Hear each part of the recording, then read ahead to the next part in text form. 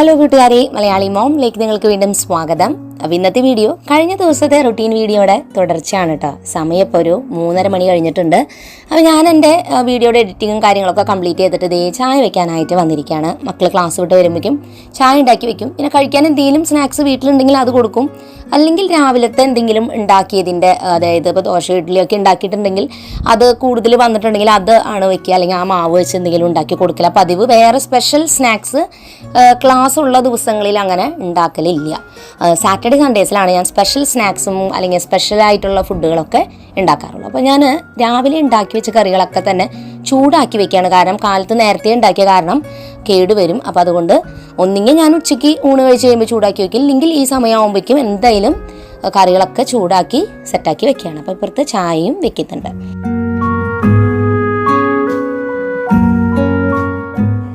അപ്പോൾ കഴിഞ്ഞ വീഡിയോയിൽ ഞാൻ ഒരു ക്വസ്റ്റ്യൻ ചോദിച്ചിരുന്നു, ഏറ്റവും അധികം സമയം നിങ്ങളുടെ പോകുന്നതിൻ്റെ പ്രധാന കാരണം എന്താണെന്ന് ചോദിച്ചിട്ടുണ്ടായിരുന്നു. അതിന് ഉത്തരം കുറേ പേര് പറഞ്ഞിട്ടുണ്ടായിരുന്നത് ഫോണിൻ്റെ അമിതമായ ഉപയോഗവും മടിയുമാണെന്ന് പറഞ്ഞത്. അപ്പോൾ നമുക്ക് ആലോചിച്ചറിയാം, ഇത് നമുക്ക് വളരെ ഈസി ആയിട്ട് മാറ്റിയെടുക്കാൻ പറ്റുന്ന കാര്യമല്ലേ ഉള്ളൂ.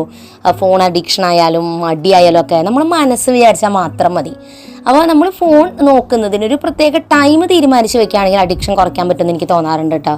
ജോലികളെല്ലാം കഴിഞ്ഞിട്ട് ഞാൻ 1 മണിക്കൂർ ഫോൺ നോക്കും എന്നൊരു ഡിസിഷൻ നമ്മൾ എടുക്കുക. അതായത് ആ 1 മണിക്കൂർ ഫോൺ നോക്കുക, റിലാക്സ് ആയിട്ട് നോക്കുക, ഒരു തടസ്സങ്ങളില്ലാതെ നമുക്കത് നോക്കാം. പക്ഷേ ജോലികൾ ചെയ്യുമ്പോൾ ജോലി കൃത്യമായിട്ട് ചെയ്യാൻ നേരത്തെ ഫോൺ നോക്കരുത്. അപ്പോൾ എന്താണെന്ന് വെച്ചാൽ ജോലി വേഗം നമ്മുടെ കഴിയുകയും ചെയ്യും. ഈ ഫോൺ നോക്കാനിരിക്കുന്ന സമയമാണെങ്കിലോ പ്രോപ്പറായിട്ട് നമുക്ക് ഫോൺ നോക്കാനും പറ്റും. ഞാൻ ആ ഒരു മെത്തേഡാണ് ട്രൈ ചെയ്യണം. കാരണം ഞാനിങ്ങനെ വീഡിയോസും ചെയ്യുന്നുണ്ട്, അതുമാത്രമല്ല വീട്ടിലെ ജോലികളും ചെയ്യുന്നുണ്ട്. ഫോണാണെങ്കിൽ നോക്കാണ്ട് എന്തായാലും പറ്റില്ല. അപ്പോൾ അതുകൊണ്ട് തന്നെ ഇങ്ങനെ ടൈം ഇതുപോലെ നമ്മൾ മാനേജ് ചെയ്യുകയാണെങ്കിൽ നമുക്ക് ഫോൺ അഡിക്ഷൻ കുറയ്ക്കാൻ പറ്റും, പ്രോപ്പറായിട്ട് ഫോൺ യൂസ് ചെയ്യാനും പറ്റും. അങ്ങനെ മക്കൾ ക്ലാസ്സൊക്കെ വിട്ട് വന്നു, അവർ സ്നാക്സും ചായയൊക്കെ കഴിക്കുന്നുണ്ട്. ഒപ്പം തന്നെ ഞങ്ങളിതേ സംസാരിച്ചൊക്കെ ഇരിക്കുകയാണ്. അത് കഴിഞ്ഞ് അവർ പിന്നെ ട്യൂഷന് പോവും. ട്യൂഷൻ അവർ പോയി കഴിഞ്ഞാൽ ഞാൻ പിന്നെ വേഗം അവിടെ നിന്ന് എണീറ്റ് വന്ന് ഈ വാഷ് ചെയ്ത് വെച്ച പാത്രങ്ങൾ എടുത്ത് വയ്ക്കുക, കഴുകാനുള്ളതൊക്കെ കഴുകി വയ്ക്കുക, അതപ്പം തന്നെ ചെയ്ത് വെക്കുകയാണ്. അല്ലെങ്കിൽ പിന്നെ അത് അവിടെ ഇട്ടിട്ട് പോയാൽ ശരിക്കും പറഞ്ഞാൽ അവർ ചായ കുടിച്ച് അവിടെ ഇരുന്ന് കഴിഞ്ഞാൽ അവിടെ ഇരിക്കാൻ അങ്ങനെ തോന്നൂട്ടോ, മടി പിടിച്ചിട്ട്. പക്ഷേ ഞാൻ വിചാരിക്കും ഇത് ചെയ്ത് കഴിഞ്ഞാൽ സുഖമായിട്ട് ഇരിക്കാമല്ലോ, റിലാക്സ് ആയിട്ട്. ഇനിയാണ് എൻ്റെ അടുത്തൊരു നിങ്ങൾ കമൻറ്റിൽ പറഞ്ഞൊരു കാര്യം, മടീനെ കുറിച്ച് പറഞ്ഞിട്ടുണ്ടായിരുന്നത്. എനിക്കും ആദ്യം ഭയങ്കര മടിയായിരുന്നു. ഞാൻ ചാനലൊക്കെ തുടങ്ങിയിട്ട് ഇപ്പോൾ 7-8 കൊല്ലമായി. ആ സമയത്ത് തന്നെ ഞാൻ എൻ്റെ ആദ്യത്തെ വീഡിയോ തന്നെ അതായിരുന്നു, മടി അങ്ങനെ മാറ്റിയെടുത്തു എന്നുള്ളത്. അപ്പോൾ എനിക്കതിലാകെ ഇത്രേ പറയാനുള്ളൂ, നമ്മൾ മടി പിടിച്ചിട്ട് ആ ജോലി മാറ്റി വെച്ചാലും എപ്പോഴായാലും ആ കാര്യം ചെയ്യാണ്ട് പറ്റില്ല. അപ്പോൾ ആ ഒരു കാര്യം നമ്മൾ ഇപ്പം ഞാൻ ചായ കുടിച്ചിട്ട് വേണമെങ്കിൽ നമുക്ക് അവിടെ ഇരിക്കാമായിരുന്നു പാത്രം കഴുകാണ്ട്. പക്ഷെ അത് വന്ന് വേഗം കഴുകി കഴിഞ്ഞാൽ നമുക്ക് പുറത്ത് പോയിട്ട് സമാധാനത്തിൽ അവിടെ ഇരിക്കാം. ഇല്ലയെന്നുണ്ടെങ്കിൽ പുറത്ത് പോയി ഇരിക്കുകയും ചെയ്യും, ഫോണും നോക്കി ഇരിക്കുകയും ചെയ്യും. പക്ഷെ അകത്ത് പണി കിടക്കണ കാരണം ഉള്ളിൽ അത് തീർന്നിട്ടില്ലല്ലോ എന്നുള്ളൊരു കുറ്റബോധം കാരണം അതും എൻജോയ് ചെയ്യാൻ പറ്റില്ല, ഇതും പറ്റില്ല. അപ്പം അതിലേറ്റവും നല്ലത് ചെയ്യാനുള്ള പണി തീർത്തിട്ട് വന്നിരിക്കുകയാണെങ്കിൽ എത്രയോ സമാധാനത്തോടു കൂടി ഇരിക്കാം.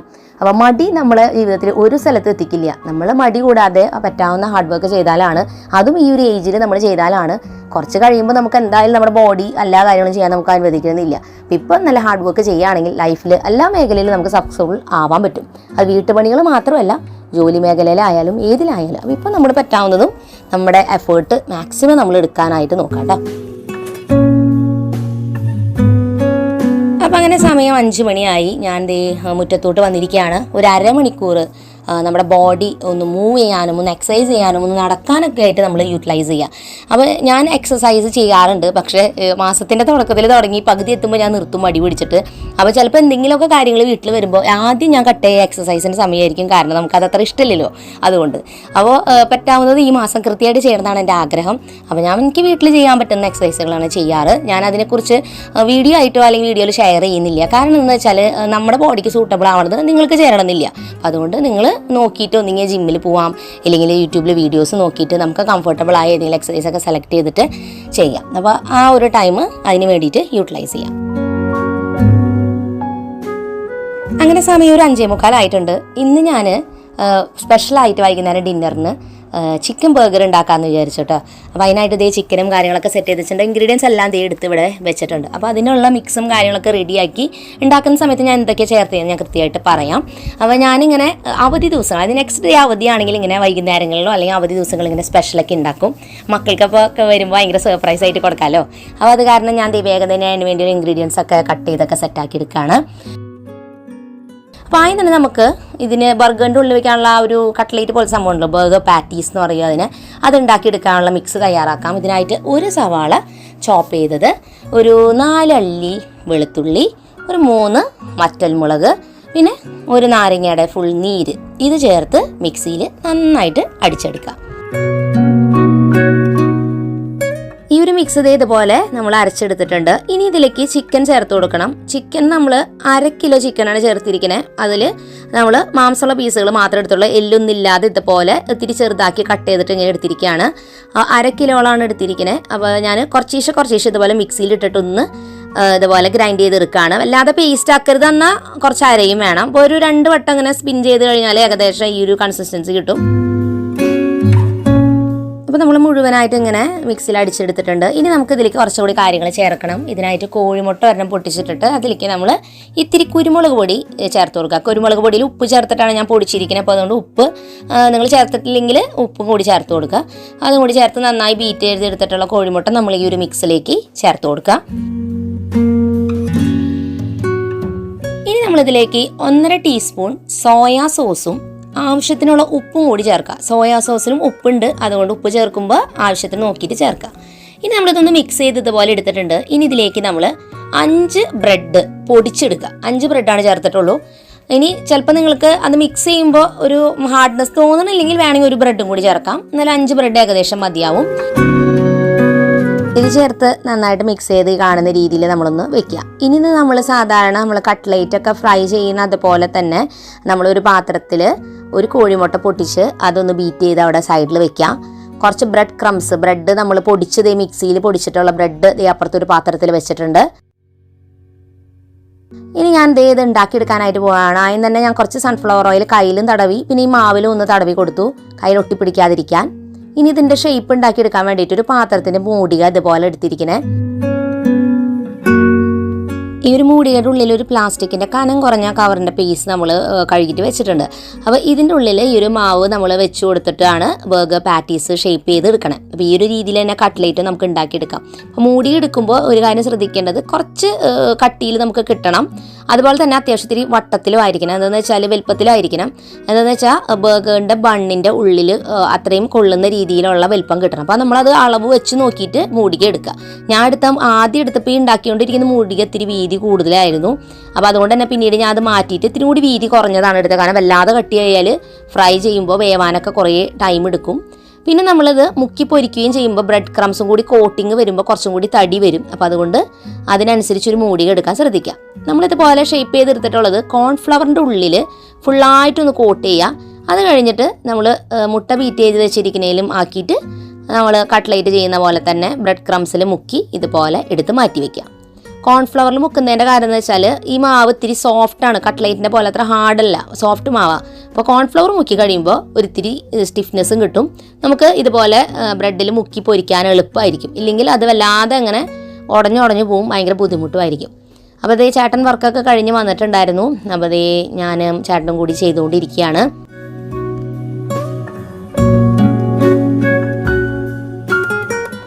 അങ്ങനെ സമയം 6:45 എന്തോ കഴിഞ്ഞിട്ടുണ്ടായിരുന്നു. ഞാൻ കൃത്യം ടൈം നോക്കിയില്ല കേട്ടോ ശരിക്കും പറഞ്ഞാൽ. കാരണം എന്ന് വെച്ചാൽ വീഡിയോ പിടിക്കലും കുക്കിങ്ങും എല്ലാം കൂടി ആകുമ്പോൾ ഭയങ്കര തിരക്ക്. അപ്പോൾ എനിക്ക് വൈകുന്നേരം സാധാരണ അങ്ങനെ ഭക്ഷണം വയ്ക്കാൻ വലിയ ഇഷ്ടമില്ല. പകൽ തന്നെ ഞാൻ എല്ലാം വൈകുന്നേരത്തേക്കുള്ള കാര്യങ്ങളൊക്കെ ചെയ്ത് വെക്കും. ഇനി എന്തെങ്കിലും ദിവസം ചപ്പാത്തിയോ പൂരിയോ അങ്ങനെ എന്തെങ്കിലും ഉണ്ടാക്കണമെങ്കിൽ മാത്രമാണ് വൈകുന്നേരം ഒരു കുക്കിംഗ് ഉണ്ടാവുക. അല്ലെങ്കിൽ ഞാൻ പകൽ ഒരുവിധം എല്ലാം ചെയ്ത് വെക്കും. അപ്പോൾ ഇന്ന് പിന്നെ നെക്സ്റ്റ് ഡേ അവധി ആയതുകൊണ്ട് നമുക്ക് എന്തെങ്കിലും സ്പെഷ്യൽ ഉണ്ടാക്കാമല്ലോ. അതുകൊണ്ട് ഞാൻ പിന്നെ അവധി ദിവസം ഒന്നും അത് നോക്കാറൊന്നുമില്ല കേട്ടോ. അങ്ങനെ നമ്മൾ ഓരോന്നായിട്ട് ഇവിടെ ഉണ്ടാക്കിയെടുക്കുകയാണ്. കുറച്ച് കട്ടിയിലാണ്, നിങ്ങൾക്ക് നോക്കുമ്പോൾ കാണുമ്പോൾ അറിയാം. പിന്നെ ഒരു മിക്സിൽ മുക്കി നമ്മൾ ബ്രെഡ് ക്രംസിൽ മുക്കിയെടുക്കുകയാണ്.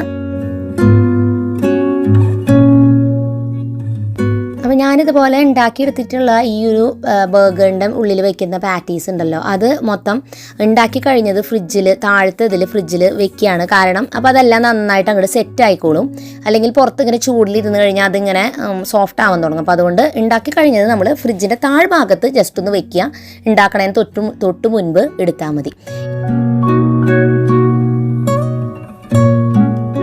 ഇതേ മെത്തേഡ് വെച്ചിട്ട് തന്നെയാണ് കേട്ടോ ചിക്കൻ നഗറ്റ്സ് ഉണ്ടാക്കുക. ആകെ ഒരു വ്യത്യാസം അത് കുഞ്ഞു കുഞ്ഞ് അളവിലാണ് ഉണ്ടാക്കണേന്ന് മാത്രം. ഇതേപോലെ തന്നെയാണ് ഉണ്ടാക്കിയെടുക്കുന്നത്.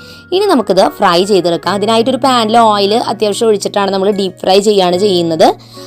മീഡിയം ടു ലോ ഫ്ലെയിമിൽ വെച്ചിട്ടാണ് ഇത് വറുക്കേണ്ടത്. കാരണം എന്താ വെച്ചാൽ നമ്മളിതിൽ ഇറച്ചി ഡയറക്റ്റാണ് ചേർത്തിരിക്കുന്നത് ചിക്കൻ. അപ്പോൾ അതുകൊണ്ട് വേവിച്ചതല്ല. അപ്പോൾ സമയം എടുത്ത് ഇത് വേവിച്ചെടുക്കണം. ഒരു സൈഡ് 5 മിനിറ്റാണ് ഞാൻ ഇട്ടിട്ടുണ്ടായിരുന്നത്, മറുവശവും ഒരു 5 മിനിറ്റ്. മൊത്തം ഒരു 10 മുതൽ 11 മിനിറ്റാണ് ഞാൻ ഓരോ കട്ട്ലറ്റ് ഇതുപോലെ ഫ്രൈ ചെയ്യാനായിട്ട് എടുത്ത സമയം. എന്നാലാണ് അത് ഉള്ളു വരെ ഫുള്ളായിട്ടും വേവുള്ളൂ. പിന്നെ നമ്മൾ വെച്ചിരിക്കുന്നത് മീഡിയം ടു ലോ ഫ്ലെയിമിലാണ് വെച്ചിരിക്കുന്നത്. അപ്പോൾ തീ കുറവാണ്. അപ്പോൾ അതുകൊണ്ട് സമയം എടുത്തിട്ടാണ് വേവുക. മാത്രമല്ല ബ്രെഡ് കരിഞ്ഞു പോകാനും പാടില്ല, നമ്മൾ കോട്ടിങ് കൊടുത്തിട്ടുള്ളത്. അപ്പോൾ അതുകൊണ്ട് 2 എണ്ണം വെച്ചിട്ടാണ് ഞാനിങ്ങനെ ഫ്രൈ ചെയ്തെടുക്കുന്നത്. ഈ ഒരു പാനിൽ ഓയിലിൽ ഇത്തിരി മുങ്ങി കിടന്നാലാണ് അത് മുഴുവനും വറുത്ത് കിട്ടുള്ളൂ കേട്ടോ.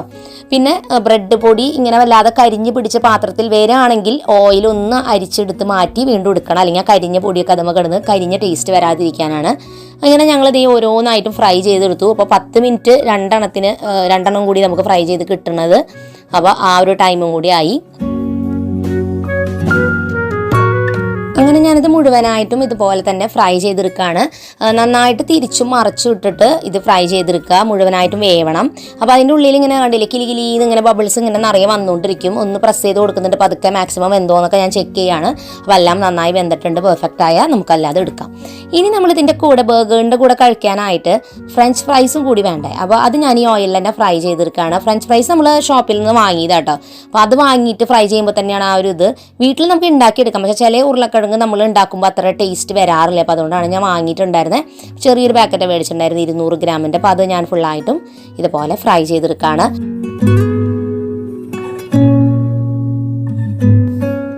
അപ്പോൾ ഇനി നമുക്ക് ബർഗറിൻ്റെ സെറ്റിംഗ് പരിപാടിയേ ഉള്ളൂ. ബാക്കിയെല്ലാം ഏകദേശം ചെയ്ത് കഴിഞ്ഞിട്ടുണ്ട്. ഇതിനായിട്ട് ഞാൻ വലിയൊരു തവയുണ്ടല്ലോ, നമ്മുടെ ആ തവയിൽ ഞാൻ ഈ ബ്രെഡൊക്കെ ആദ്യം ഒന്ന് ഇത്തിരി ബട്ടറോ അല്ലെങ്കിൽ നെയ്യോ തേച്ചിട്ടൊന്ന് മൊരിയിച്ചെടുക്കുകയാണ്.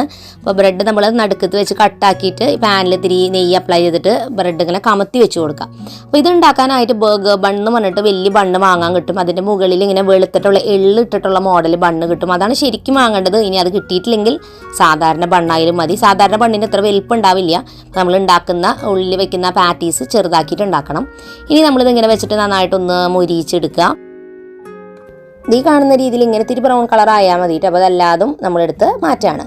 ഇനി ഇതിൻ്റെ ഉള്ളിൽ തേക്കാനായിട്ട് നമ്മളൊരു സോസ് ഉണ്ടാക്കിയെടുക്കണം. നമുക്ക് മയോണീസോ അല്ലെങ്കിൽ ടൊമാറ്റോ കച്ചപ്പൊക്കെ വെറുതെ അങ്ങനെ അപ്ലൈ ചെയ്ത് കൊടുത്താൽ മതി. പക്ഷേ ഇതൊരു സോസ് ഇത് തേക്കാണെങ്കിൽ കുറച്ചുകൂടി ടേസ്റ്റ് ഉണ്ടാവും. ഇതിനായിട്ട് 1/4 കപ്പ് മയോണീസ് നമ്മൾ എടുത്തിരിക്കുന്നത്. നമ്മൾ കുറച്ച് അധികം ഉണ്ടാക്കിയാണ് എത്ര എടുക്കണത്. പിന്നെ നമ്മൾ ഇതിലേക്ക് ചേർക്കേണ്ടത് ടൊമാറ്റോ കെച്ചപ്പാണ്. അത് 1 ടേബിൾ സ്പൂണാണ് ചേർക്കണത്. പിന്നെ ചേർക്കേണ്ടത് വെളുത്തുള്ളിയുടെ പൗഡർ വാങ്ങാൻ കിട്ടും, ഗാർലിക് പൗഡർ എന്ന് പറഞ്ഞിട്ട്. അതും കൂടി ചേർത്തിട്ട് നന്നായിട്ട് ഇങ്ങനെ ഒന്ന് മിക്സ് ചെയ്ത് കൊടുക്കുക. വെളുത്തുള്ളിയുടെ പൗഡർ ഇല്ലയെന്നുണ്ടെങ്കിൽ മാത്രം ഒരു 2 അല്ലി വെളുത്തുള്ളി ഒന്ന് നന്നായി പേസ്റ്റ് ചെയ്തിട്ടുള്ളത്, വെളുത്തുള്ളി പേസ്റ്റ് ലേശം ചേർത്ത് കൊടുക്കുക. കുറേ ആവരുത്, പിന്നെ പൊള്ളൽ പോലെ വരിക. അപ്പോൾ അതുകൊണ്ട് കുറച്ച് ചേർത്തൊന്ന് മിക്സ് ചെയ്യുക. പിന്നെ എരിവിന് വേണ്ടിയിട്ട് ഞാനൊരു 1/2 ടീസ്പൂൺ കാശ്മീരി ചില്ലി പൗഡർ ഇതിൽ ചേർത്ത് കൊടുക്കുന്നുണ്ട്. അതും കൂടി ചേർത്ത് നന്നായി ഒന്ന് മിക്സ് ചെയ്ത് കഴിഞ്ഞാൽ നമ്മുടെ സോസ് റെഡി ആയിട്ടുണ്ട്.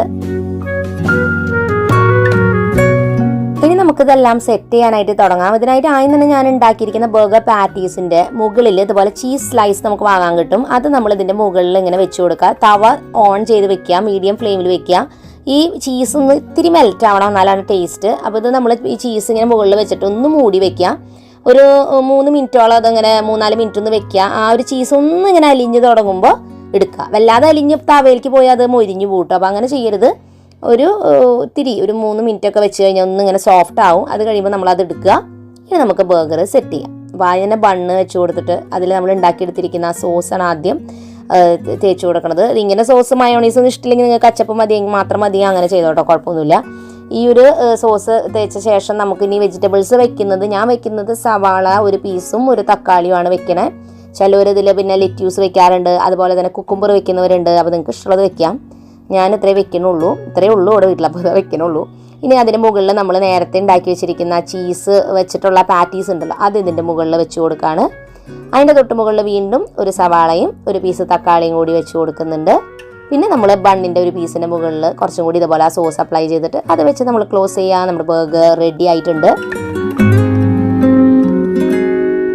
അപ്പോൾ ബർഗർ ഉണ്ടാക്കുമ്പോൾ നമ്മൾ ശ്രദ്ധിക്കേണ്ട ഒന്ന് രണ്ട് കാര്യം എന്ന് വെച്ചാൽ നമ്മൾ കട്ട്ലേറ്റ് ഉണ്ടല്ലോ അതിൻ്റെ ഉള്ളിലത്തെ അതെല്ലാം ഉണ്ടാക്കി എല്ലാം വെക്കാം. ഏറ്റവും ലാസ്റ്റ് നമ്മൾ ഫുഡ് കഴിക്കുന്നതിൻ്റെ മുൻപ് മാത്രം ഈ സെറ്റിംഗ് പരിപാടി ചെയ്യുക, അങ്ങനെ അങ്ങോട്ട് കഴിക്കുക. അപ്പോൾ ഞാൻ എന്താ ചെയ്തതെന്ന് വെച്ചാൽ സെറ്റിംഗ് ഞാൻ ചെയ്തിട്ടുണ്ടായിരുന്നത് പോയിട്ട് ഫ്രഷ് ആയിട്ട് വന്ന് പ്രയറൊക്കെ കഴിഞ്ഞിട്ടാണ് ഞാൻ ഈ പറഞ്ഞ ബർഗറൊക്കെ സെറ്റ് ചെയ്തത്. കാരണം കഴിക്കുന്നതിൻ്റെ തൊട്ട് മുൻപ് സെറ്റ് ചെയ്യുമ്പോഴാണ് അത് ടേസ്റ്റായിട്ട് എനിക്ക് തോന്നിയത്. അപ്പോൾ ചൂടോടുകൂടി കഴിക്കുകയും ചെയ്യാം. അപ്പോൾ ഞാൻ ആ ഭാഗം പിന്നെ വീഡിയോയിൽ ആഡ് ചെയ്തു എന്നുള്ളൂ. കാരണം എന്ന് വെച്ചാൽ ആ ബർഗർ ഉണ്ടാക്കുന്നത് ഫുൾ കംപ്ലീറ്റ് ആയിട്ട് ആ പ്രോസസ്സ് കാണിക്കാമെന്ന് വിചാരിച്ചിട്ടാണ് ഞാനത് വീഡിയോയിൽ ഫുള്ളായിട്ടും ചെയ്യുന്നത് ഒപ്പം തന്നെ ചെയ്ത് കാണിച്ചത് കേട്ടോ. അപ്പോൾ അങ്ങനെ ഞാൻ ഫ്രഷൊക്കെ ആയി വന്നു. നമ്മുടെ പ്രയർ കഴിഞ്ഞു. അത് കഴിഞ്ഞത് നമ്മുടെ ബർഗറൊക്കെ സെറ്റ് ചെയ്തത് ഇപ്പോഴാണ് ഞാൻ ചെയ്തിട്ടുണ്ടായിരുന്നത്. അതൊക്കെ സെറ്റ് ചെയ്ത് എന്തെങ്കിലും സിനിമ കാണാമെന്ന് പറഞ്ഞിട്ട് ഞങ്ങൾ ഇതേ നോക്കിക്കൊണ്ടിരിക്കുകയാണ്. അപ്പോൾ ഞങ്ങൾ പുതിയ പടങ്ങൾ നോക്കിയപ്പോൾ അതൊന്നും ഇല്ല കാര്യമായിട്ട്. അപ്പോൾ പഴയ ഏതെങ്കിലും പടം കാണാമെന്ന് പറഞ്ഞു. കാരണം അതിലാവുമ്പോൾ കുറച്ച് തമാശയെങ്കിലും ഉണ്ട് ചിരിക്കാൻ. അപ്പോൾ പഴയ പടം നമ്മൾ കിലുക്കമാണ് കണ്ടത്. ഞങ്ങൾ കുറേ തവണ കണ്ടതാണ്, പക്ഷെ മക്കൾ രണ്ടാളും കണ്ടിട്ടില്ല. അപ്പോൾ കിലുക്കം കാണാമെന്ന് പറഞ്ഞിട്ട് ആ ഒരു പടമാണ് വെച്ചിട്ടുണ്ടായിരുന്നത്. അങ്ങനെ ഫുഡൊക്കെ കഴിച്ച് സിനിമയൊക്കെ കണ്ടിരുന്ന് നേരം പോയത് അറിഞ്ഞില്ല. കുറേ അധികം സമയം തന്നെ ഞാൻ ഇന്ന് അവിടെ ഇരുന്നു. ക്ലാസ് ഇല്ലാത്ത ദിവസമാണെങ്കിൽ ഇങ്ങനെ ഇരിക്കും കേട്ടോ. ക്ലാസ് ഉള്ള ദിവസമാണെങ്കിൽ ഞാൻ വേഗം എണീറ്റ് പോയി ബാക്കിയുള്ള പാത്രങ്ങളൊക്കെ കഴുകി കിച്ചണൊക്കെ ക്ലീൻ ചെയ്യലും പരിപാടിയൊക്കെയാണ്. കിച്ചൺ ഒരുവിധം വൃത്തിയാക്കി എടുക്കേണ്ടത്, പക്ഷേ പാത്രങ്ങൾ കഴുകാൻ ഇനിയും ബാക്കിയുണ്ട്. അപ്പോൾ ഇന്ന് ഇത്രയും ലേറ്റ് ആയാൽ എനിക്ക് നല്ല മടിയായി. ഞാൻ അതവിടെ വെച്ചിട്ട് പോയി അടുത്ത ദിവസം രാവിലെ കഴുകാമെന്ന്. അപ്പോൾ ഞാനും ഇങ്ങനെ മടിയൊക്കെ പിടിക്കാറുണ്ട്. എനിക്ക് ഇഷ്ടമില്ലാത്ത ദിവസമാണ്, ചില ദിവസം ഒട്ടും ഇൻട്രസ്റ്റ് തോന്നുന്നില്ലെങ്കിൽ ഞാൻ വെച്ചിട്ട് പോകും രാവിലെ ചെയ്യാമെന്ന് വിചാരിച്ചിട്ട്. ക്ലാസ് ഉള്ള ദിവസം പരമാവധി ചെയ്ത് തീർത്തിട്ടാണ് വരാം. പക്ഷേ ക്ലാസ് അടുത്ത ദിവസം ഇല്ലെങ്കിൽ കുറച്ച് മടി പിടിക്കും. സിനിമയൊക്കെ കണ്ടിരുന്ന് ഫാമിലിയുടെ കൂടെ സമയം അധികം സ്പെൻഡ് ചെയ്യുന്ന ദിവസം നമ്മൾ അതാണ് ഇമ്പോർട്ടൻസ് കൊടുക്കേണ്ടത്. അപ്പോൾ ഇന്നത്തെ വീഡിയോ നിങ്ങൾക്ക് എല്ലാവർക്കും ഇഷ്ടപ്പെട്ടു എന്ന് വിചാരിക്കുന്നു. പുതിയൊരു നല്ല വീഡിയോ ആയിട്ട് വീണ്ടും നമ്മൾ വരുന്നതായിരിക്കും. അതായിരിക്കും എല്ലാ കൂട്ടുകാർക്കും ബൈ ബൈ.